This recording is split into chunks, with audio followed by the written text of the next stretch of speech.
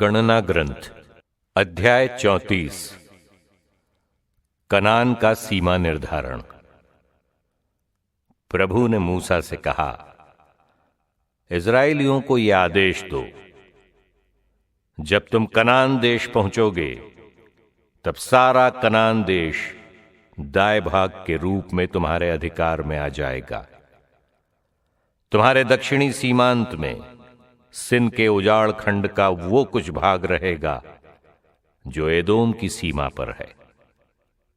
तुम्हारी दक्षिणी सीमा पूर्व में लवण समुद्र के छोर से प्रारंभ होगी, तब वो अक्रब्बीम की घाटी के दक्षिण से होकर सिन की ओर जाएगी और कादेश बर्ने के दक्षिण तक पहुंचेगी।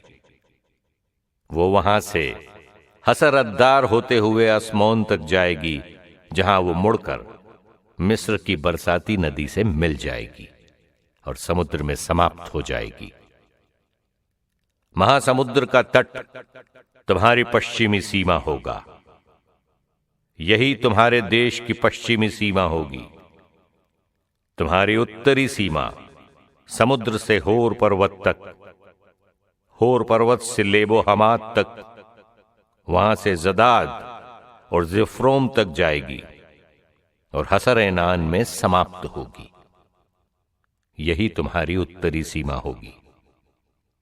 तुम्हारी पूर्वी सीमा हसर एनान से शफाम तक और वहां से अईन के पूर्व में रिबला तक जाएगी। फिर वो सीमा आगे जाकर किन्नेरेत के सागर के पूर्व की पर्वत श्रेणी तक जाएगी।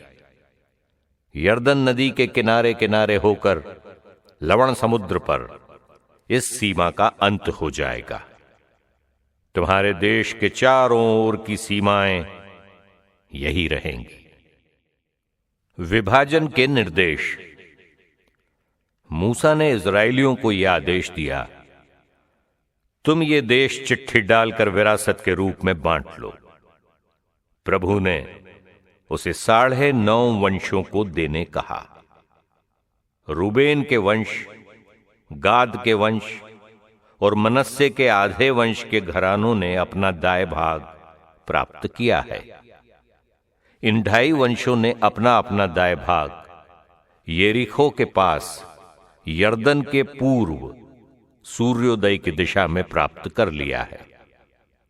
प्रभु ने मूसा से कहा, तुम्हारे लिए देश को दाएं भाग के रूप में बांटने वालों के नाम ये हैं, याजक एलाजार और नून का पुत्र योशुआ।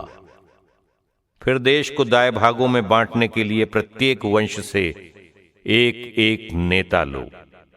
उन पुरुषों के नाम ये हैं, यूदा के वंश से यफुन्ने का पुत्र कालेब, सिमोन के वंश से अम्मीहूद का पुत्र शमूएल, बेन्यामीन के वंश से किसलोन का पुत्र एलादाद, दान के वंश से योगली का पुत्र बुक्की, यूसुफ के पुत्र मनस्से के वंश से एफोद का पुत्र हन्निएल, यूसुफ के पुत्र एफ्राइम के वंश से शिप्तान का पुत्र कमूएल, जबुलोन के वंश से परनाक का पुत्र एलीसाफान, इस्साकार के वंश से अज्जान का पुत्र पलटीएल, आशेर के वंश से शलोमी का पुत्र अहीहूद, नप्ताली के वंश से अम्मीहूद का पुत्र पदहएल।